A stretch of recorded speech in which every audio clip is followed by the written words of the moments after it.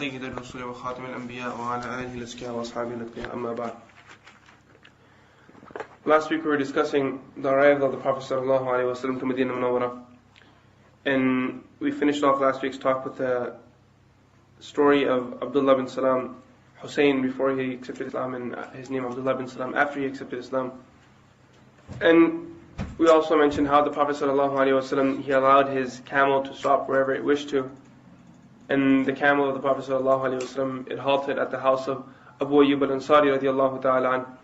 And as the historians say, that this was the very same place where the king of Tuba had actually built the house of the Prophet ﷺ, along with the 400 other houses that he built for the scholars that decided to reside there when he passed by them many years ago. And he wrote a letter for the Prophet ﷺ, and he set one of the scholars as the wali and the one to overlook this land and to take care of it and to preserve it until the Prophet ﷺ arrived for it.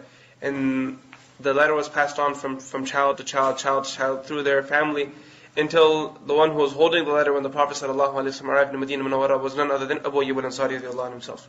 And Abu Ayyub al-Ansari radiallahu anhu, he requested the Prophet ﷺ to stay on the upper floor, but the Prophet ﷺ, he refused because there were many visitors to come. So the Prophet ﷺ, he slept on the lower floor, and Abu Ayyub al-Ansari and his wife Ayyub, they slept on the upper floor. And how they would cook food for the Prophet ﷺ. And we went through all this last week. And they would send it to the Prophet ﷺ, and the Prophet ﷺ would eat. And when the food had come back, they would look for the places where the fingerprints were of the Prophet ﷺ, and eat from the same place to take the barakah from the Prophet ﷺ, to benefit from the barakah and the blessings of the Prophet ﷺ. So after the Prophet ﷺ settled in Medina Munawwara, the next great thing that happened was the construction of Masjid Nabawi ﷺ, the Masjid of the Prophet ﷺ.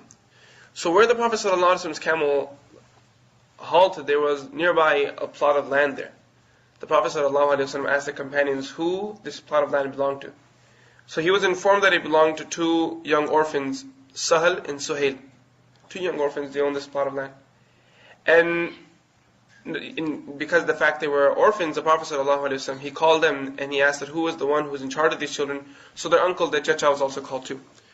So then the Prophet ﷺ, first of all, when he expressed his intentions to purchase this land and to build a masjid on it, the young children immediately, they said to the Prophet ﷺ that we give this land to you for free. But the Prophet ﷺ, he never oppressed or ever took away the right of a child or any person in general. So he bargained with the uncle, bargaining in the sense he told the uncle that what is the price for this land, we wish to purchase it. The uncle gave the price, and then Abu Bakr radiallahu anhu, he gave the money, and this land was purchased. Now many Orientalists and many mushrikeen or kuffar, they reject and they teach the sciences of Islamic theology in colleges and universities. We commonly hear them making this objection. The Prophet ﷺ, he took away and he stole the land, basically by force. He took away the land from these two young children. This isn't true at all. These two young children, first of all, they offered the land to the Prophet ﷺ. And however, the Prophet ﷺ, he didn't deal with them. Who did he deal with? He dealt with their uncle, who was more elderly and he was at the same time intellectual. A young person, for example, you give a motivational speech and he's ready to do whatever you tell him to do. But a person that's older, he's more in his senses, he makes his decisions carefully. And the Prophet ﷺ, he even paid for the land. And there's even the exact amount in some books that how much the Prophet ﷺ paid to purchase the land. Now once this land was purchased, the Prophet ﷺ, he ordered the companions to clear it out. So they cleared the land out, anything that was there, they moved it, any construction that was there, they put it to the ground, and they cleared the land out. After they cleared the land, the Prophet ﷺ, along with the other companions, they prepared some bricks. Uncooked bricks, just putting them together, made some bricks, they got them together. And the Prophet ﷺ himself, along with the Ansar and the Muhajirin, they carried the bricks to the place where the masjid was to be built. The Prophet ﷺ, mark the words, himself, along with the companions. He didn't just order the companions to do this. But the Prophet ﷺ, whenever there was a difficult task and he required or asked someone to do it, he would always take part himself in it. Anas radiallahu anhu, what does he say? That I served the Prophet ﷺ for 10 years, he never shouted at me for anything, and if he ever gave me a difficult task, the Prophet ﷺ, what would he do? He would help me and assist me in fulfilling the task. So the Prophet ﷺ, he helped the Muhajirin and the Ansar to construct this masjid. Now this masjid, when it was prepared, the walls of it were made of bricks that were uncooked bricks. The pillars were made of date palm trees. The roof was made of the branches and the leaves hanging from the trees. This was the masjid of the Prophet ﷺ. Our teacher used to always say when he would go through the description of the Masjid of the Prophet ﷺ, that wahan masjid kachi thi, log pakke the. Aaj masjid pakke ho gaye, log kache ho gaye. That back in the day what used to happen was that the masjid was very weak. It comes in the narrations that when it would rain, the water used to come in the masjid. So the Prophet ﷺ, it'd be full of water. So then the Prophet ﷺ ordered the companions to make the roof a little solid. Except for that, the masjid was made of uncooked bricks and a few date trees just hanging as pillars, and leaves and a little solid form at the top to keep the masjid together. So the masjids were very weak. But inside the masjid were standing the Prophet ﷺ, Abu Bakr, Umar, Uthman, Ali, Talha, Ubaidullah. These were the companions that were standing in the masjid. Ali radiallahu ta'ala, each one was a mountain of iman himself. So the masjids were weak, but the people were very solid. But today we have these great masajid, huge, humongous. This much is spent for the marble, and this much for the dome, and this much for this calligraphy, and this much for that calligraphy. You can go to many masajid across the world. No, I'm not pointing fingers to any masjid you can go to. And if you want to find out how well and how developed the believers are there compared to the masjid, just stand there in front of Salah and wait for how many people come to the masjid. Some masajid that we see, I always mention this, that the masjid I used to do imamat in England, along with one of my friends, in Fajr Salah we used to get sometimes maximum 4 people. If we were lucky we'd get 4 people, otherwise it'd generally be 2 of us, one day he'd lead, one day I would lead, and that was it. And subhanAllah, there was no, sometimes there was a third person too, or maximum 4, sometimes even 5 people, that's it. In our masjid in Elizabethtown, in Kentucky, when I was young, the Imam Sahib used to actually drive to my house from the masjid, the masjid was 10-15 minutes away from my house. He'd drive to our house at salah time, pick up me and my brother, and come and do salat with us, because otherwise there was no one else there to do salah with him. There was no one else there to do salah with him, so he'd come and pick up 2 musallis. Then let me pick up these 2 kids that are sitting at home playing games, and bring us to the masjid and make us do salah with him. So the masajid are very big. And in these masajid, subhanAllah, a $3 million project, a $4 million project, the same Elizabethtown that I grew up in, the same masjid. Now it grows up and now they have a masjid there for how many? 100 families, and how many dollars did they spend on the masjid? $3 million. SubhanAllah, very big masajid. Not only Elizabethtown, I'm talking about anywhere in the world. That we can cross the world and travel, go to Europe, go to Pakistan, go to India, go to Bangladesh, go to even you go to some of the villages in the Middle East, and you'll find the same thing. That the masajid are very big, but they're empty from inside. But the companions of the Prophet ﷺ, subhanAllah, they were the opposite. At the time in Indian history, there's one incident where there was a really big structure, and the Hindus and the Muslims both came to the ruler of the time, and they both demanded the building. So there was a plot there, and they both wanted the plot basically. Both parties wanted the plot. So then the king, the ruler, in order to mock the Muslims, what he said to them is that if you guys can prepare your masjid on this lot, in one day I'll give it to you. I'll give you 1 day to prepare your masjid on this lot, and I'll give it to you if you can do it. So what happened was the Muslims got in this rage, and in 1 day they had the whole masjid standing. In 1 day. In 1 day they had the full masjid standing in India. So Iqbal, the very wise individual who, subhanAllah, the poet of India, and the subcontinent, more like India, Pakistan, the subcontinent, he says in his poetry, Iqbal bada upadeshak hai man baaton mein moh leta hai. Guftar ka ghazi ban to gaya, kirdar ka ghazi ban na saka. So he starts off, he's actually referring to this incident, but before he actually mentions the incident, he says something. He says that Iqbal bada upadeshak hai. First he praises himself that I'm a very smart person. That Iqbal bada upadeshak hai, I'm very intellectual. Man baaton mein moh leta hai, whatever's in my heart, I put it in my words. People, they can't express themselves in the words. He says, whatever's in my heart, believe it or not, it'll be in my words. That's why he was a great poet, right? Then he says, Guftar ka ghazi ban to gaya, kirdar ka ghazi ban na saka. That I became the master and the warrior, the ultimate, in when it came to language. But to speaking, I can speak whatever I want to, I can say whatever I want to, but when it comes to deeds and actions, I have nothing at all. I can speak everything. I can change the whole country's, mentality. I can do everything with my words. Guftar ka ghazi ban gaya, kirdar ka ghazi ban na saka. But I couldn't do anything with my own deeds. Then he says, he makes a reference to this incident. Masjid to bana li shabbar mein iman ki hararat walon ne. Man apna purana papi hai barson mein namazi ban na saka. That in one night we got very excited and we built a very big masjid.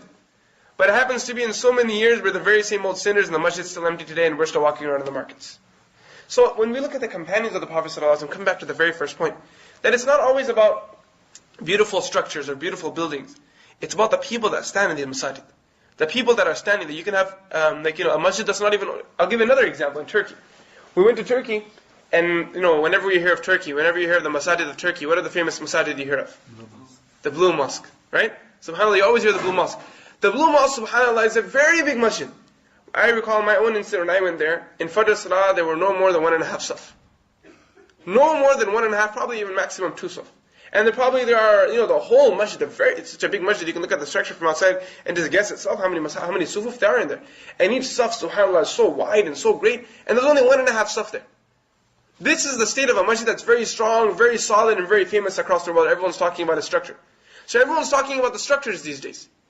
But in that same Turkey, in the same Istanbul, just outside Istanbul, a little, not too far away, what happened actually was that when we were there, I saw these masajid and they were so big, but there was no one inside there. So one day when I came back to the hotel, I was sitting with the receptionist, the guy that was sitting there, and I was talking with him. He offered me some tea, so we're having tea, and I said to him that it's so sad that, these masajid are so big, and the people who build these masjids, the intent, Sultan Muhammad Fatih II, when he built the Blue Mosque, the intention he built the Blue Mosque with was that when they conquered Istanbul, when he came with his men, everyone knows the conquest of Turkey, right? Do you know the conquest of Turkey, everyone? How the Muslims conquered Turkey? Do you know how the Muslims conquered Turkey? Come on, guys. Yeah. Sultan Muhammad Fatih II, a young person, a young individual, his father made him king when he was young. He said to him, okay, you're the king. I am too old now, I give you the kingdom, I give you the khilafat. He was a khalifa of the whole Muslim ummah, and he was in his early 20s, or probably in his late teens or early 20s. He was a khalifa of the whole Muslim ummah. So the Romans, when they saw that this young child was now the khalifa of the Muslim ummah, they said that, okay, let's wipe him out now. How is this guy going to defend our country, defend his country? So they came with one big surge. When they came, the Muslims, they came back to his father, and they said to his father that, you should take the khilafat back, otherwise these guys are going to wash us out. So he took the khilafat back again one more time, and he fought against them. Finally, when he passed away, his son Sultan Muhammad Fatih II, he became the Khalifa. When he became the Khalifa, now he thought to himself that, how long are we going to defend ourselves? Why don't we make the offense? So, very, very lengthy incident. SubhanAllah, it's such an amazing story. Someone should buy it. I greatly encourage the brothers here to actually purchase the book. How the Muslims buy history books and read the stories of how the Muslims conquered Turkey. How Sultan Muhammad Fatih II, he decided to build such a cannon that would have such a the cannonball would have such a diameter that no cannon before had ever had such a diameter. And he wished to build it, but the only thing was he had no one to build it. So what he did was he told his men that find someone who can build this. So they found one person that was in the Roman and from Rome, and he actually snuck out of Rome and he came into the Khalifa, and he said to the Khalifa, I have a friend who can build it, but he's in the Roman jails. He's stuck there, he needs to come out. If you can get him out, he can build it for you. Sultan Muhammad Fatih II, he sent 2 men. And the 2 men, they came and they measured everything and they broke into the jail from the bottom. They came underneath with a tunnel and they broke him out of the jail and took him back to the Khalifa. They came into Rome and they broke him out of the jail and took him back to the Khalifa. And when they took him back to the Khalifa, now the people of Rome, they were fed up with their leader altogether. I forget what his name was. Something really famous. What does Turkey go by? What's the other name? Yeah, Constantine. He was the king. He was the ruler of the time. So what happened was that Constantine. So what happened was that now he was repressing the people in the area. He was charging them a lot of tax, and he was eating away their food and enjoying their life. So everyone was fed up with him, and they actually wanted the Muslims to come and rule them. So this is why this person snuck out and told them that if you guys want to conquer, you need this cannonball, and the only person that can make this cannonball is that guy in the jail. So the people, they went there, they pulled him out, a very, very lengthy incident, and when they came back, Sultan Muhammad Fatih II, he came with his great armies, and when they came to the army, when they came to the Gulf, by Istanbul, and when they were coming there, the French, they also sent some Europeans, they sent some reinforcements to help the Romans save themselves for the Muslims. So when they were coming to save them, when the reinforcements were coming, the Muslims began to follow them and to intercept them, so the reinforcements wouldn't reach them. Because if they didn't reach them, these people, they had no army anyway, and everyone's moral was gone down. They had no chance against the Muslims. So now what happened was that the Europeans that were coming, they actually had it all planned out. They actually adjusted how the wind would be coming and how to set their sails. So what happened was that when they came close by, they actually fooled the Muslims. They were coming in one direction, all of a sudden they changed their cut and they passed by the Gulf, and as soon as they passed by the Horn, the Romans, they pulled their chain. When they pulled their chain, obviously now the ships can't pass by anymore, because it's a chain in the river that's an obstruction. So Sultan Muhammad Fatih II, when he heard of this, he became so upset that the general to the navy, he first of all fired him. And he said that now I'm going to take this into my hands. He sat down with some of his generals, he said, okay, let's figure this out now. Until they came to the conclusion what to do, they cut the tree. Now, they had a gulf that was blocked, and they had to get around it. So what they did was that the land that was going around, what they did is within a matter of hours, they cut down the trees that were there. They set 2 planks of wood across the land. They greased it very properly greased it until it was very smooth, and they put their boats on the land and they pulled their boats across. They dragged their boats across the land because the earth wasn't because the sea was blocked, and they brought it on the other side. And when the Romans, when they saw this, they were shook apart. That these guys, they're not stopping at anything. They dragged their ships over the land. So when they brought their ships over there, what happened was that now when they conquered this Istanbul, when they conquered Istanbul, what does Istanbul mean? Yes, city of Islam. Subhanallah. Islambul. Bul in Persian means city, right? Bul in Persian means city. So Islambul means the city of Islam, but now we call it Istanbul. But it's actually Islambul, meaning the city of Islam. So when he came there with his army, when they conquered, we're talking about Seerah, we're talking about history now. So khairani, we'll just finish this incident off because it relates anyway. So when they conquered, what happened was that it was a Christian city. I'm not sure exactly if they were Roman Catholics or which sect they followed. But anyway, they were Isai. So they all gathered together in the great church that was there. One of the ancient churches that were there. Everyone gathered together. And they began to pray, and they said that, oh God, lift us into the sky, lift us into the heaven. Oh Jesus, lift us into the heavens. Everyone closed the doors to the church, and they're making their prayers away. They lift us into the skies, lift us into the skies now. The oppressor has come, and they're going to kill us, and they're going to do this, they're going to do that. So Sultan Muhammad Fatih II, he opened the doors to the church with his army. He came inside, and he said, "Good, look guys, you're not going anywhere. There's no, the roof's not going to open up here. You're not going to be lifted into the skies. You're going to stay right here because the haqq has come, and it's not wiping out the batil." And then after this, he turned that church into a masjid. He turned that church into a masjid. I'm forgetting the name again. And then in front of that masjid, in front of that church, he built another church. He built another masjid. And this masjid is called the Blue Mosque. Sultan Muhammad Fatih II, he built that masjid to show them that this is your church. We've turned this church into a masjid. However, this is our masjid too. And he built another masjid that can be seen, very beautiful masjid that's right in front of. Actually, the church and the masjid are probably not even a 5-minute walk from each other. Like probably from here to not even like a block down. That's how far. Very close by. There's just 2 gardens in the middle, and the church is there, and 2 gardens in the middle, and in the masjid this year. So I was saying about this masjid, such a great and historical masjid, had such historical significance to it. But yet the masjid's empty. And this, not even like 10, when I was talking with this brother, and I was telling him that, I'm very sad to see that the masajid that have such historical significance, now no one's standing in them. So then he said that, okay, there's no need to be worried. When Jum'ah comes, like 2 hours before Jum'ah, go to a taxi driver and give him this paper. And wherever he takes you, go there, pray your Jum'ah Salah and come back. So I said, okay, let's go. So on Jum'ah, on the day of Jum'ah, like 2 hours, 3 hours before the Jum'ah Salah, me and my family went to the taxi driver, we gave him the little paper, said, here, take us here. We want to pray Jum'ah Salah here. When we went there, we went to a place, the guy, he dropped us off outside a masjid. Now, I first of all couldn't spot the masjid out. It was hard, I couldn't even see the entrance to the masjid. And then finally, I told him that the brother said that, he gave me this paper that there's a masjid here. He said, this is the masjid. So I said, okay, let's go inside. So we went there, we did wudu, we prepared ourselves, we sat down for Salah, Jum'ah Salah, we came a little early. And subhanAllah, believe it or not, when Salah time came, the whole masjid was full. Top to bottom, the whole masjid was full. Now someone may say it was Jum'ah Salah, come on, of course, the masjid is always going to be full in Jum'ah Salah. Our masajid are full too in Jum'ah Salah. But these people, subhanAllah, they were of such caliber that each person that was standing there, I've never seen a masjid like this in my entire life. Each person that was standing there for Salah had a full beard and had an imam on his head. Each person, now I'm not talking about 4 or 5 guys in the front stuff. Each person that was standing, there must have been 500 people there. Each of the 500 people had a full beard and had an imam on their head. Subhanallah. So there are some masajid in the world that are very powerful, very big, very strong structure, but there's nothing inside them. And then there are some masajid that are very weak in structure, but there's everything inside them. This was the state of the masjid of the Prophet ﷺ. That initially it was just a few bricks, a few date palm trees that were there, and a few leaves on top, a little solid, roof there, and that's all it was. But inside that masjid were standing the great companions of the Prophet ﷺ. Inside that masjid were standing Abu Bakr Siddiq radiallahu anh, Umar radiallahu anh, Uthman radiallahu anh, Ali radiallahu anh, all the Ashar Mubashirah, their children, all their families, all the companions of the Prophet, the Ansar and the Muhajirin, the greatest group of the companions. They were all standing in those masajid. This is how great the masajid of the Prophet ﷺ was. Now, just some facts about the masjid of the Prophet ﷺ. Okay, so the first time the masjid of the Prophet ﷺ was built was when the Prophet ﷺ arrived in Medina Munawwara. They say altogether the Masjid of the Prophet ﷺ was extended 10 times. How many times? 10. The first 2 times were by the Prophet ﷺ himself. The first time the Prophet ﷺ he built the Masjid was when he arrived in Medina Munawwara, the first year Hijri. And the second time they extended the Masjid was in the 7th year Hijri, after the Prophet ﷺ, they came back from conquering Khaybar.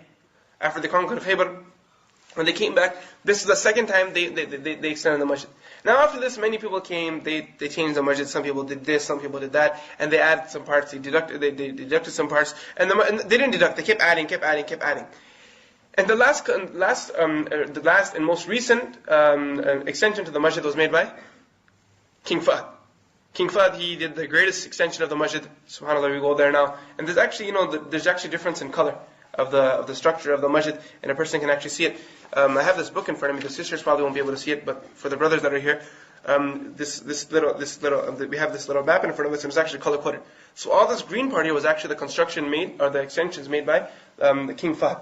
He made all this, SubhanAllah, the extension. The middle core red part right here is actually not even the red, the pink, the purple part here is the extension made by the first part of the Masjid of the Prophet ﷺ. Then there's a red color there where the Prophet ﷺ, he built himself in the 7th year Hijri. And then there's the yellow part. This was the extension made by Umar radiallahu anhu. And then after that, and during the time of Uthman radiallahu anhu, this red line after the yellow was the extension made by him. And then Walid al-Umawi, he made the blue extension. And then after that, the extensions keep going and going and going. But the main extension that we see, the great part of the Masjid, was made by the King Fahd. May Allah have mercy on him and forgive all of his sins. Now, so in the Masjid of the Prophet ﷺ, one thing we'll find, that in the Masjid of the Prophet ﷺ, there's an area called Rawdatun min Riyadil Jannah.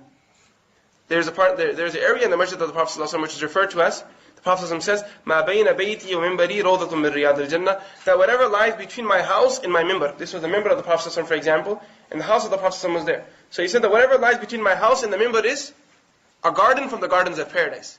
So what does this mean? What does this mean that this is a garden from the gardens of paradise? So now the muhaddithin, they begin to discuss what this means. And that first interpretation to this is that this piece of land actually was sent there from paradise. Allah subhanahu wa ta'ala, He sent this land into paradise. The second interpretation is that this land will then be made a part of paradise.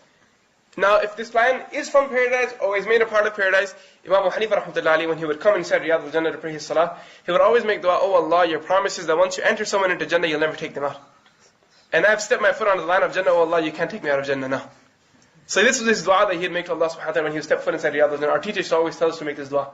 That whenever you go in Riyadh al-Jannah, make the same dua. This is a very beautiful dua. That, oh Allah, I've set my foot inside Jannah, and it comes in the hadith that once a person sets his foot in Jannah, will he ever step out? If he steps his foot in the fire of hell, after some time, he'll be out. But once he sets foot in paradise, then he's not coming out again. So once I set my foot in the paradise of this world, oh Allah, it's the right that you also never take me out of this paradise, and are never sent anywhere but into paradise on the day of judgment, inshallah. Okay, then around in the corners of the masjid, there were, and in the different areas of the masjid, there were the pillars. Like we referred to the pillars which were made of palm trees. Now each pillar had a significance. For example, there was one pillar which was Ustuwan al-Wufud, that the Prophet ﷺ, he would sit there when the delegations would come to the Prophet ﷺ from out of town. A group of companions would come to accept Islam, or some nation would come to accept Islam, or some tribe would come to Medina Munawwara. So the Prophet ﷺ, he would lean against that pillar and he would speak to them.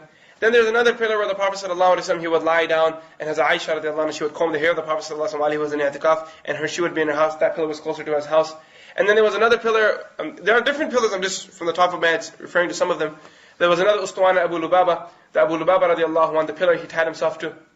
Does anyone remember the incident why he tied himself to the pillar?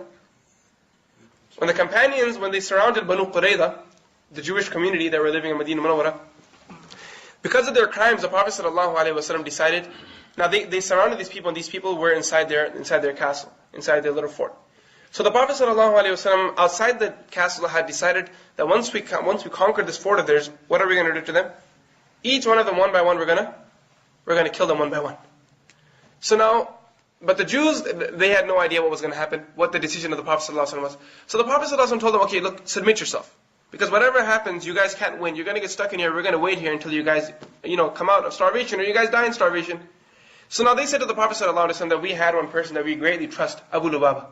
Why don't you send him to us, let us talk with him, take some advice off him, and then we'll talk to you. So Abu Lubaba was a companion of the Prophet radiallahu ta'ala anhu. So the Prophet said to him, okay, you can go and talk with him. So Abu Lubaba, when he came inside, now these Jews were wondering that if the Prophet decides to free us or imprison us, we'll open the gates and we can live our lives. But if he decides to kill us, then we have an issue. Then we won't open our gates because we'd rather die in here. So now Abu Lubaba, he comes inside the castle and they ask, inside the fort, and they ask Abu Lubaba that what does the Prophet intend to do with us? So what did Abu Lubaba do in return? He went like this. He took his thumb from the bottom of one ear and took it across, the nail of his thumb across his neck into the bottom of the other neck. Into the bottom of the other ear. So basically as if he was like, how we say, you're dead. Like that. So he took his finger like this and he said, you guys are dead. All of you guys are going to get killed. So after he did this, he thought to himself that I just opened the secret of the Prophet ﷺ.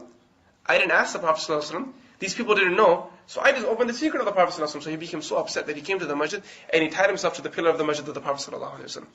So when he tied himself to the pillar, then he said, I won't open myself until Allah subhanahu wa ta'ala reveals my forgiveness. So this was a pillar that was referred to as Ustuwana Abu Lubaba. And then there was another pillar in which the Prophet ﷺ would generally lean on when he would perform his khutbah. When the Prophet ﷺ would perform his khutbah in the early days of Medina Munawwara, he would lean on, in the first khutbah, he would lean on the stick. He would lean on the palm tree that was there, and he would give his khutbah. Then what happened was that one of the companions, he had a slave who was a carpenter. So he offered the Prophet ﷺ that give my slave the permission, he'll build a mimbar like this for you. So the Prophet ﷺ granted the permission and he built a 3-step mimbar. How many steps? 3 steps. When the Prophet ﷺ would give his khutbah, where would he sit? When the Prophet ﷺ used to give his khutbah, the Prophet ﷺ used to sit on the 3rd step and his feet would be on the 2nd step. The Prophet ﷺ, he would sit on the 3rd step and his feet would be on the 2nd step. Abu Bakr Siddiq radiallahu anhu, when he became the Khalifa, he thought it was disrespect to sit in the same place the Prophet ﷺ sat in, and he found his place in the feet of the Prophet ﷺ, so he would sit on the 2nd step, and put his feet on the 1st step. Umar radiallahu anhu, when he became Khalifa, he thought to himself that it was disrespectful to sit in the same place where Abu Bakr radiallahu anhu sat, and he found his place in the footsteps of Abu Bakr radiallahu anhu, so he would sit on the 1st step, and his feet would be on the ground. Uthman radiallahu anhu, when he became Khalifa, for 6 years, he also sat like this too. If I'm correct, for 6 years, he sat in the same method that Umar radiallahu anhu sat in. And then after this, because the crowd was so big and he couldn't see to the end of the crowd, then he also took the position where the Prophet sallallahu alaihi wasallam would sit. And then after this, the next Khalifa that came, they then extended the 3 steps into 9 steps. Because of the crowd that was growing and the crowd, they needed to see the crowd, to address the crowd correctly and appropriately, to have the connection between the Khatib and those that were present. So then they extended the mimbar from there. Now in the front part of the masjid of the Prophet ﷺ, so for example, we have the 3 safs, okay? For example, we have the 3 safs here that are the masjid of the Prophet ﷺ. Now in the Qibla side of the masjid of the Prophet ﷺ, the part that was in the front, the Prophet ﷺ, he built houses for Ummahatul Mu'mineen, his wives. So when the Prophet ﷺ built the Masjid Nabawi, at that time, there were only two rooms he built. One for Hazrat Sauda radiallahu anha, and the second one for Hazrat Aisha radiallahu anha. And then later on, as more nikahs were done, then as the Prophet he made more marriages with other Ummahatul Mu'mineen, the houses were increased. Now after the Prophet ﷺ, during the time of Walid ibn Abdul Malik, what he did was he made later on during his Khilafah, he made these houses into a part of the Masjid of the Prophet ﷺ. So nowadays when you go to the Masjid of the Prophet ﷺ, when you go to Medina Munawwara, you know where the Imam stands, it's ahead of where the Prophet ﷺ's grave is, obviously.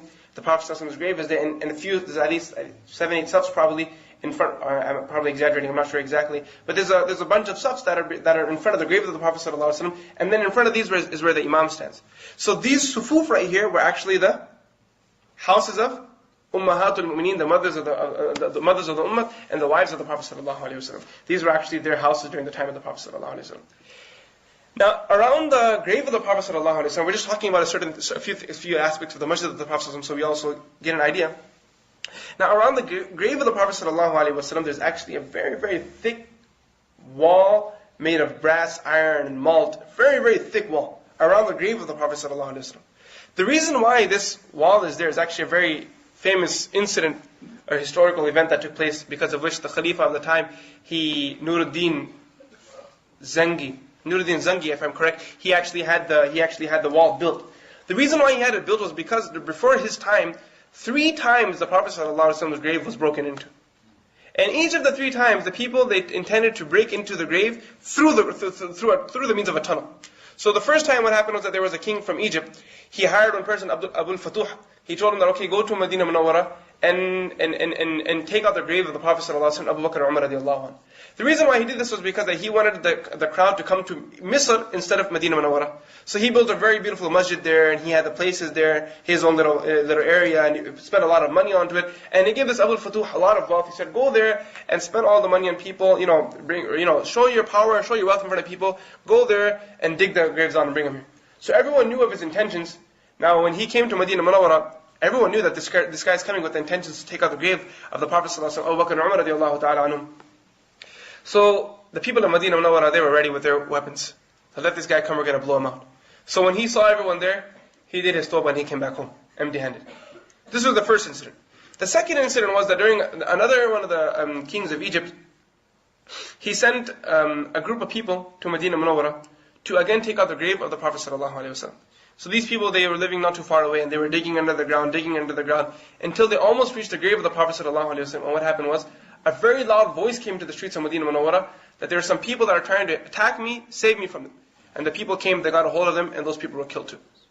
The third incident, which actually took place during the time of Nuruddin Zangi, Shaheed.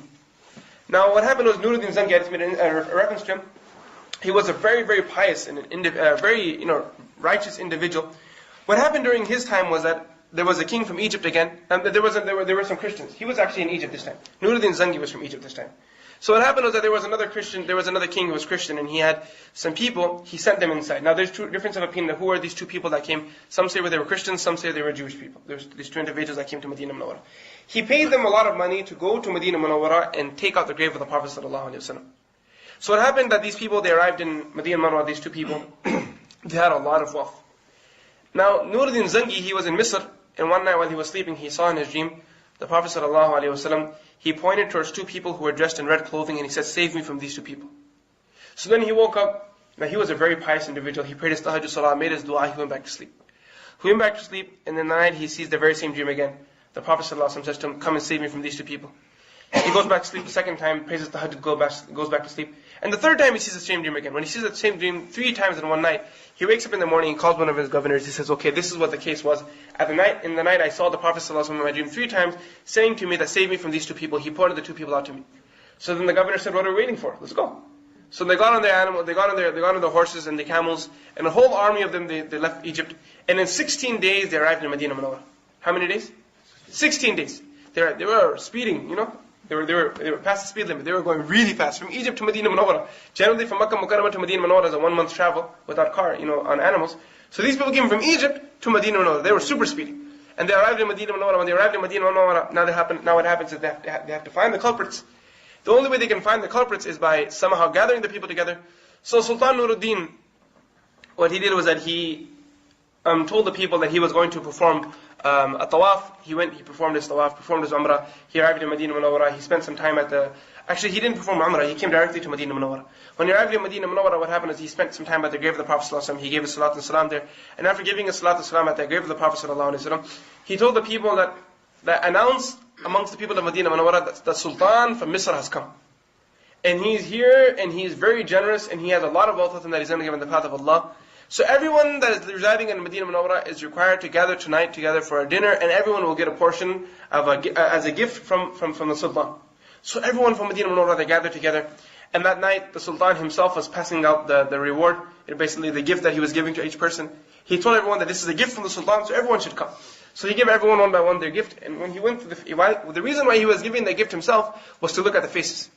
So he's giving one person the gift, the second person the gift, he's looking at the faces, where are these 2 chorban? So he's looking at them one by one, he gives everyone the gifts and he finds no one, he doesn't find the people. So then he tells the people of Medina Munawwara that, look, there's someone missing here. We need to find who they are. There's 2 people that are missing, I also want to give it to them too. I have a feeling there's 2 people missing. So now they said, no, there's no one here, everyone's here. He said, no, there's someone definitely missing.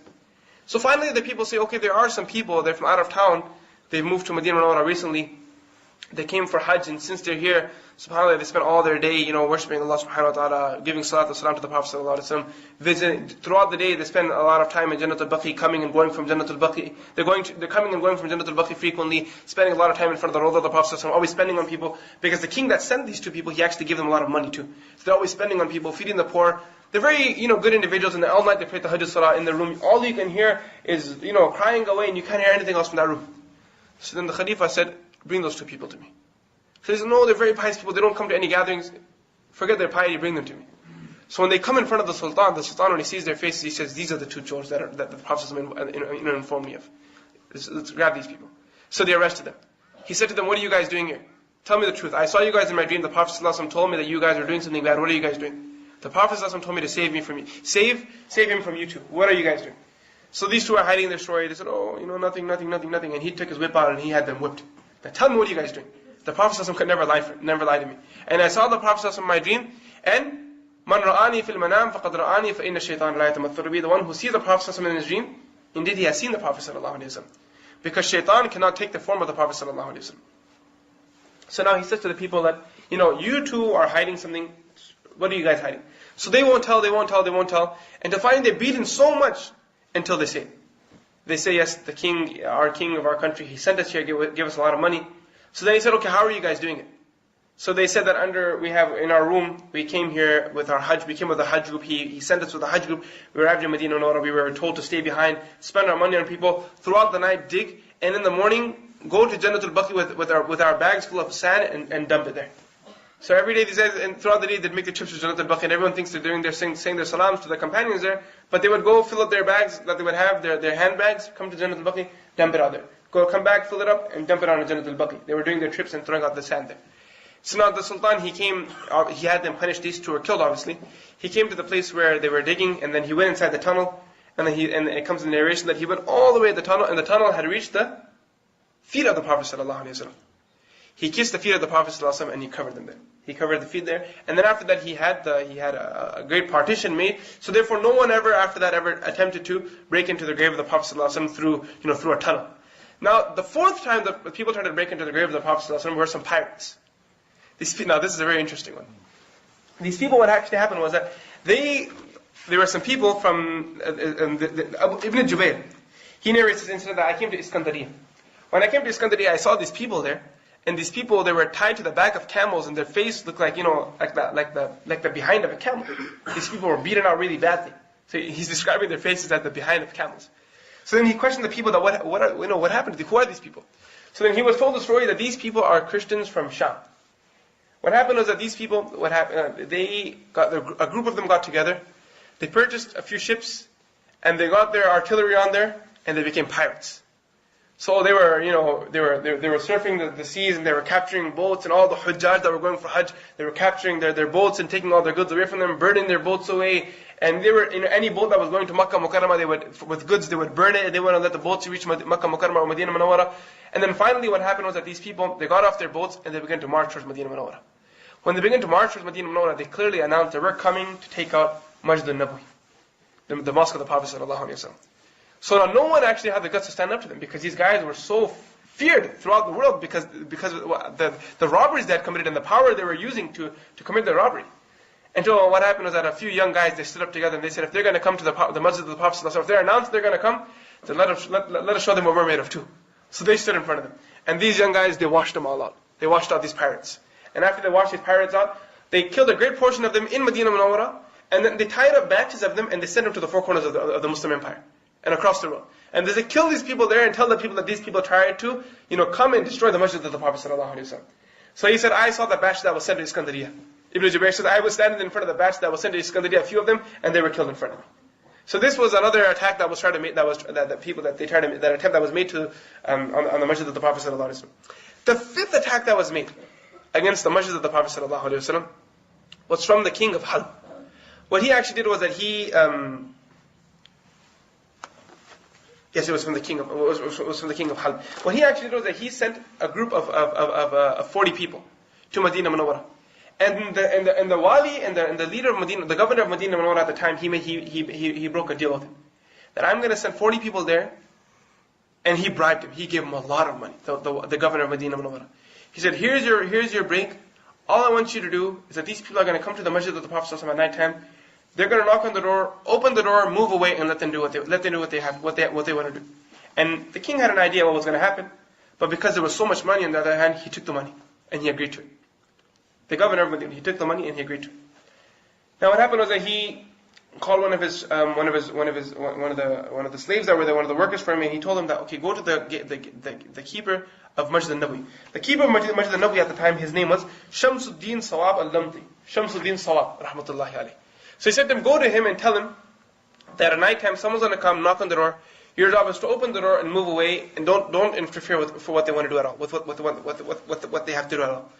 So now the Shamsuddin Sawab, when his friend came and told him, his friend was also the worker of the king, and he happened to be the one who came to tell him the instructions. When he was told the instructions, he asked his friend that, this is something new. First time I'm being told to open the door and move away. I'm the keeper of the Masjid Nabawi of the Prophet ﷺ. SubhanAllah, look how lucky this person was. He was the keeper of the Masjid of the Prophet ﷺ.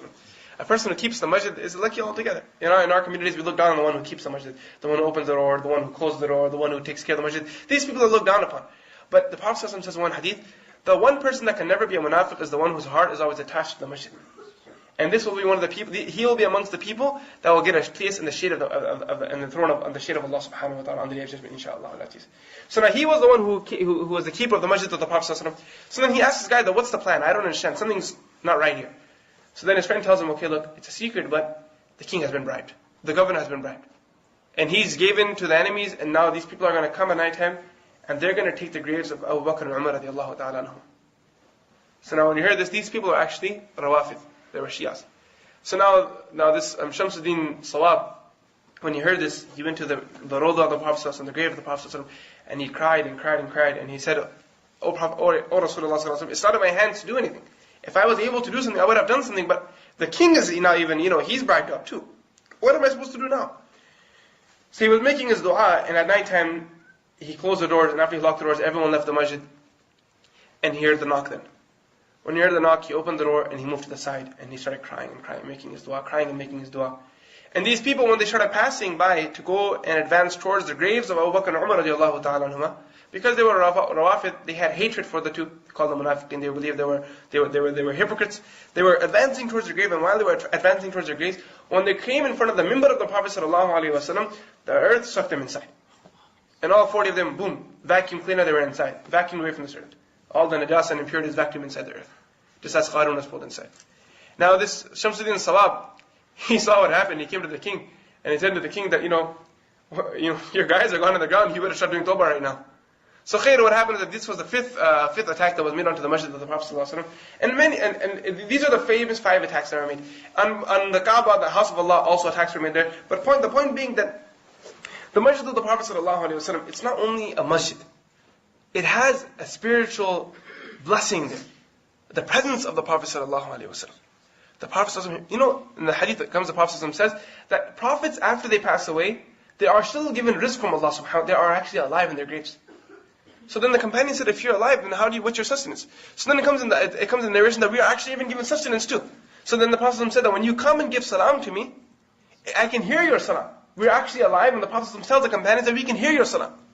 So, Shaykh Hussain Ahmad Madin, he was one of the scholars of Deoband, who actually was blessed with the opportunity to teach hadith in the Masjid of the Prophet ﷺ. He used to actually teach hadith in the Masjid of the Prophet ﷺ. So how we usually, when we narrate hadith, what do we usually say? We say, قال Rasulullah sallallahu alaihi wasallam, قال Rasulullah. When you narrate a hadith, what do you say? قال Rasulullah. What do we say? That the Prophet sallallahu alaihi wasallam said, the Prophet sallallahu alaihi wasallam say. So when he used to narrate a hadith, he taught hadith in the Masjid of the Prophet sallallahu alaihi wasallam for over 10 years. He used to say, قال صاحب هذا القبر صلى الله عليه وسلم. He used to say, the one residing in this qabr, he said this. This is how he used to narrate his hadith. He wouldn't say, he wouldn't say, قال Rasulullah sallallahu alaihi wasallam. What would he say? He would say, قال صاحب هذا القبر صلى الله عليه وسلم. This is how he used to narrate hadith. So one day when they came to the hadith of the prophets being alive in their graves, one of the students, they said in the gathering, that how is it possible? How can a prophet be alive in his grave? It's not possible. It's not true. Shaykh Hussain Ahmad Madin, again, for the facts, he's a contemporary scholar, not even in the last century, passed away. So they said that the students said, how can a prophet be alive in his grave? The prophets, after they passed away, the human beings, their body also dissolve into the soil. So then Shaykh Hussain Ahmad Madin said, why do you ask me? Why don't you ask the Prophet directly? And it comes in the books that in the gathering, everyone that was there, this is a contemporary incident, not something that happened hundreds of years ago or something. The gathering was full of people, and everyone that was sitting in the gathering, they looked towards the graves of the Prophet ﷺ, and each one of them saw in front of them the Prophet ﷺ lying there in his grave. قال صاحب هذا القبر صلى الله عليه وسلم. So there's a spiritual benefit in this masjid of the Prophet صلى الله عليه وسلم. The one who prays salah in this masjid, his deeds are multiplied. And the one who says salam in front of the Prophet ﷺ in Masjid Nabawi, it's as if the Prophet ﷺ can hear his salam directly. And then the one who sends his salam away from the masjid of the Prophet ﷺ, for example, if we read durood while sitting here, our durood are taken by the angels and presented before the Prophet ﷺ. And the Prophet ﷺ says in one hadith that the one who comes for Hajj and does not visit my masjid, indeed he has oppressed me. He has done wrong to me. That he comes all the way to the Arabian lands, but he does not visit the Prophet ﷺ. So the point being that this masjid is unique. The companions that were there were unique. The walls were unique. The wind was unique. Everything about Medina Munawwara was unique. And in all of these unique things lies the grave of the Prophet ﷺ, which tops off everything beyond imagination. Now, after the masjid was built, the next thing with one more incident, we'll end one more point, then we'll end today's gathering. After the masjid of the Prophet ﷺ was built, now it was time to establish salah in the masjid. Correct? Now, for salah, they needed to gather people. Now the question came that how do we gather people for salah? Okay, so the Prophet ﷺ, he gathered the companions together. He said, okay, now we have salah. We built a beautiful masjid. Everyone's here to pray salah. How do we gather them together? So one companion said that, my opinion is that we should have a flute. We should blow on the trumpet, and everyone, when they hear the trumpet noise, will come. Another one said that we should hit a bell. Another one said that we should light a fire and let everyone see the smoke, and they'll come to the masjid. The Prophet ﷺ, he rejected all opinions. Why? Because there was tashabbuh bil kuffar. There was actually there was resemblance with other religions. That the bell was for the Christians and the fire was for those who worship the fire. They used to use fire to resemble their method of worshipping. So the Prophet ﷺ, he refused all these things, and the majlis was barkhast. Basically, the gathering came to an end. Now everyone's thinking that how can we find a method? Which method can we adopt to actually call people for salah? So Abdullah ibn Zayd radiallahu anh, he's sleeping one night, that same night, and while he's sleeping, he sees a person dressed in green clothing, and while this person that's passing by, he has something in his hand. He tells this person that you have this trumpet or this flute in your hand, why don't you sell it to me? Why do you want it? I want to use it so I can call people for salah in the morning. So then the angel that's in the dream says to him that, you don't need this, let me teach you how to call people to our salah. And he teaches him the adhan, Allahu Akbar, Allahu Akbar. Allahu Akbar, Allahu Akbar, Ashhadu an la ilaha illallah, Ashhadu an la ilaha illallah, Ashhadu anna Muhammadan Rasulullah, Ashhadu anna Rasulullah, Hayya as-salah, Hayya as-salah, Hayya al-falah, Hayya al-falah, qad qamat salah, qad qamat salah, Allahu Akbar, Allahu Akbar, la ilaha illallah. He taught him these. He taught him this method of doing adhan. Now after he taught him this method of doing adhan, he also taught him how to do the iqamah. And in the iqamah, he said to him in the dream that all you have to do is do the very same adhan, but add qad qamat salah, qad qamat salah after the Hayya as-salah, Hayya al-falah. After the Hayya al-falah, Hayya al-falah, add qad qamat salah, qad qamat salah. Therefore, on the Hanafi fiqh, usually we follow based on this hadith. In the iqamah, how many times do we say Ashhadu an la ilaha illallah, Ashhadu anna Muhammadan Rasulullah? 4 times, twice. Because based on this hadith. In the dream, the angel taught him how to do the adhan just as he did do the iqamah, just as he did the adhan, but he said to him, add qad qamat salah twice. The same thing, but add qad qamat salah twice. Therefore, on the Hanafi fiqh, we use this hadith as our basis, and we follow the adhan here. Now, the discussion about the adhan. The famous mu'adhdhinin of the Prophet ﷺ were how many? During the time of the Prophet, we mentioned this. How many people gave adhan at the time of the Prophet? How many people were famous for giving adhan? Actually, let's finish this off, then we'll come there. Let's finish this story off first. So now what happens is Abdullah bin Zayd radiallahu, when he wakes up in the morning and he comes to the gathering of the Prophet ﷺ, and he tells the Prophet ﷺ that this is what I saw in my dream. So the Prophet ﷺ, he likes the idea and he agrees to it, and he orders Bilal radiallahu to give the adhan. Now why was Bilal radiallahu ordered to give the adhan, even though Abdullah bin Zayd radiallahu was the one who saw the dream? Why? He had a beautiful and loud voice, correct. He had a very beautiful and loud voice. فَإِنَّهُ أَنْدَى صَوْتٍ. He had a very beautiful and loud voice. And when a person gives adhan, there's some etiquettes of giving adhan. A person should have wudu. When a person decides to give adhan, what should we have? The second thing, we should face the qibla. The third is we should put our fingers inside the ears. This actually is in hadith. This is not something that's made up. A person should put his index finger inside his ears. And when doing the adhan, when it comes to Hayya as-salah, Hayya al-falah, what should happen? Turn your face to the right. يَحَوِّلُ وَجْهَهُ. This is very important. Many of us, we give the adhan, and almost 99% of the masajid, people giving the adhan always make this mistake. What happens is that they're giving the adhan, they say, Hayya ala salah, Is that right or wrong? Wrong. Why is it wrong? Your chest turned away. Your chest turned away. You're supposed to only turn your face. It's supposed to be Hayya ala salah, Hayya ala salah, Hayya ala falah, Hayya ala. The chest is supposed to be facing the Qibla. Only the face is supposed to turn. And the purpose of turning the face is so the voice can go in that direction, and then the face should be then the face should also come back to the actual original position. So now the Prophet, Hazrat Bilal radiallahu anhu, he gave the adhan. Now generally, Bilal radiallahu anhu was the muaddin of Medina Munawwara. And along with him was a second companion whose name was Abu Mahdura, was from Makkah Mukarramah. But in Medina Munawwara, the second companion was Abdullah ibn Maktum, Abasa wa tawalla an ja'ahu al-a'ma, the blind companion of the Prophet ﷺ, because of whom the verses Abasa wa tawalla were revealed. He was a second companion that also gave adhan with Bilal radiallahu anhu. So Abdullah ibn Maktum radiallahu anhu and Bilal radiallahu anhu were the two muadhdinin who gave adhan in Medina Munawwara. In Makkah Mukarramah, who gave adhan? Abu Mahdura. Now, how did Abu Mahdura accept Islam? He actually, the reason why he gave adhan in Makkah Mukarramah was actually because, the reason why he was chosen to give adhan was because he actually accepted Islam through adhan. What happened was that someone was giving adhan and he was walking past. He was a young kid. He was walking past and he heard someone giving adhan, so he started mocking. He started mocking the person that was giving adhan. So the Prophet ﷺ overheard him. The Prophet ﷺ said to him, "Come here." So now the robe and the awe of the Prophet ﷺ struck him, and he was shivering. You know, the kids, they mess around in the masjid, and when they get caught, they're shaking. I didn't do it, I'm sorry. So he comes in front of the Prophet ﷺ, he's shaking. So the Prophet ﷺ said to him, "Give adhan." So he was quiet. So the Prophet ﷺ, he struck him on his chest. He said, "Give adhan now." So then after the Prophet ﷺ, he began to give adhan. Allahu Akbar, Allahu Akbar, Allahu Akbar, Allahu Akbar, Ashhadu an la ilaha illallah, Ashhadu an la ilaha illallah. So what happened is that he'd give adhan, the Prophet ﷺ would say, "Give adhan." So he'd say, "Ashhadu an la ilaha illallah, Ashhadu an la ilaha illallah." So the Prophet ﷺ said, "Louder." So he would say, "Ashhadu an la ilaha illallah, Ashhadu an la ilaha illallah." Then he said, "Ashhadu anna Muhammadan Rasulullah." The Prophet ﷺ said, "Louder." So then he said, "Ashhadu anna Muhammadan Rasulullah, Ashhadu anna Muhammadan Rasulullah." So he would say quietly, then the Prophet ﷺ said, "Say it loudly, say it loudly." So the Shafi'i fiqh, they take the adhan from Abu Mahdura. Because after Abu Mahdura accepted Islam, he accepted Islam to the adhan. At the end of the adhan, he had already become Muslim. He was ready to accept Islam. He read the Shahada right after he read the adhan. After the Prophet made him read the adhan, he accepted the Shahada right there. So now Abu Mahdura, whenever he gave adhan, he would always do tarjih. Meaning that he would say Ashhadu an la ilaha illallah twice silently and then twice loudly. Because when he came in front of the Prophet, what happened? He would say it silently first and then he say it loudly. And then silently first and then say it loudly. So therefore the Shafi'i fiqh, when the adhan is given, they follow the adhan of Abu Mahdura. They do the tarjih. Silently, loudly, silently, loudly. But according to the Hanafi fiqh, they follow the adhan of Bilal radiallahu anhu. The adhan of Bilal radiallahu anhu was that he would say it, that he would say it loudly from beginning to end, how the normal adhan that we generally hear in Haramain and also in our masajid. So the Prophet ﷺ, he taught the companions how to give adhan. Now when Bilal radiallahu anhu began to give the adhan, Umar radiallahu anhu, when he heard the words, he sat up and he ran towards the masjid. He had a sheet that he was sleeping in, he tied himself in that sheet and he came running to the masjid. He said to the Prophet ﷺ that, "I just heard this adhan right now in my dream. Someone just taught me this adhan too. And I can't believe someone already, did you see the same thing I saw?"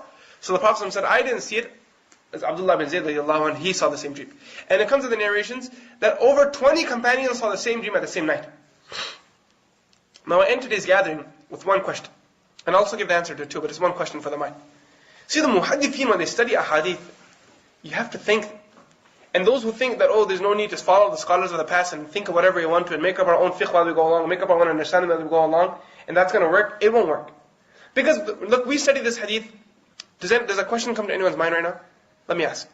Just to show how the muhaddithin analyze hadith, how they heard hadith and how we heard hadith.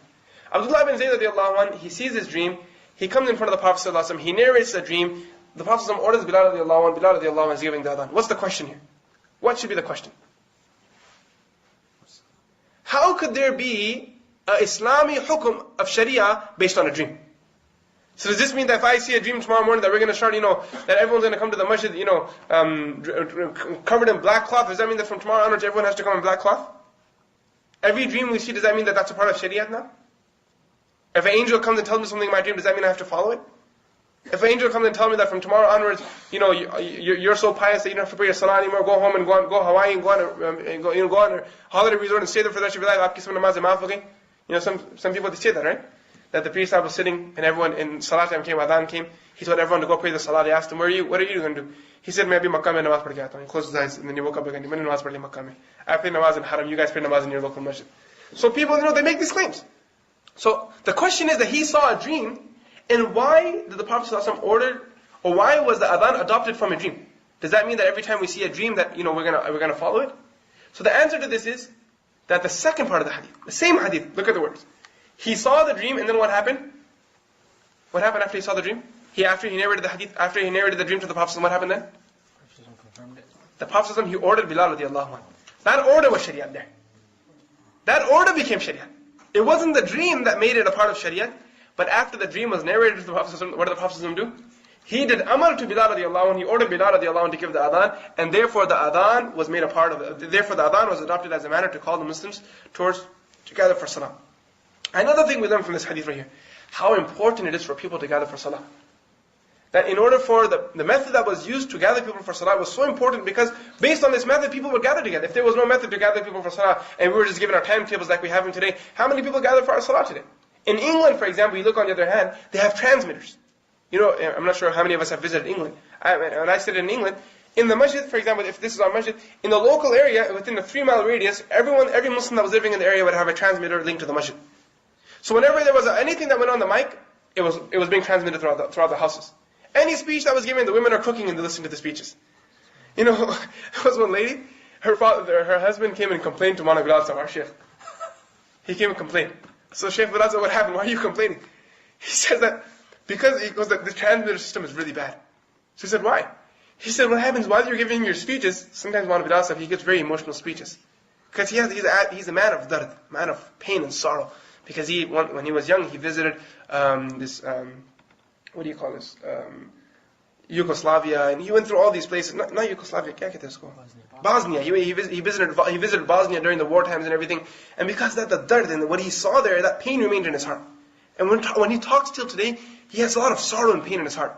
So he said, the man was complaining that when you give your lectures, you're giving your lectures here, and the whole crowd is crying here. And at home, my wife is cooking food, she starts crying, she sits down, the food gets burnt. So every day, like every other day, I go back home and I eat burnt food. You need to close this receiver system. So what happens is that the women are listening to the lectures at home too, and the adhan goes on, 15 minutes before salah, and everyone hears the adhan, 3 miles radius, everyone at home, they're listening to the adhan, and they come to the masjid, and the masjid is full, subhanAllah. Very beautiful system. Someone sitting here should look into it. Probably if our masjid adopts it, if it's possible, if it's legally possible, if we can have it adopted, probably the other masajid will also adopt it, if we can get the reward for it. Someone that's interested should look into it. What are the formalities to it, if it's possible or not. We should adopt this into our masajid too. Something, a very, very good system. So the companions, when they heard the adhan, they would gather together.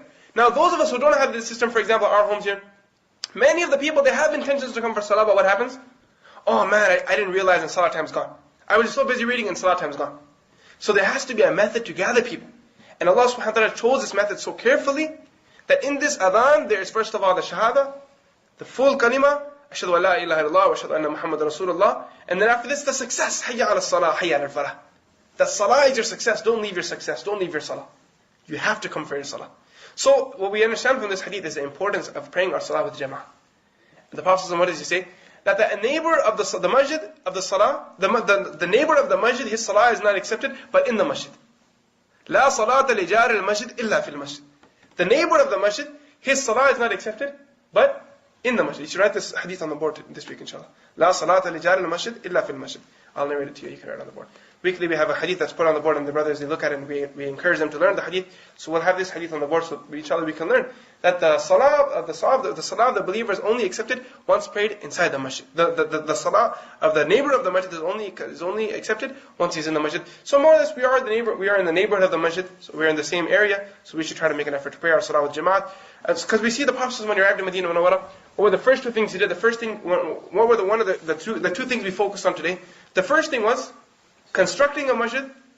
The masjid wasn't grand, but everyone was still praying salah there, right? And the second thing was that Allah subhanahu wa ta'ala, He blessed the ummah with the gift of adhan.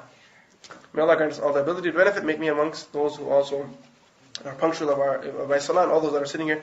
May Allah make us amongst those that are punctual with our daily salah with jama'at. Subhanallah wa bihamdihi, subhanakallah wa bihamdik, ashhadu an la ilaha illa anta, astaghfiruka wa atubu ilayk. Wa akhir da'wana alhamdulillah.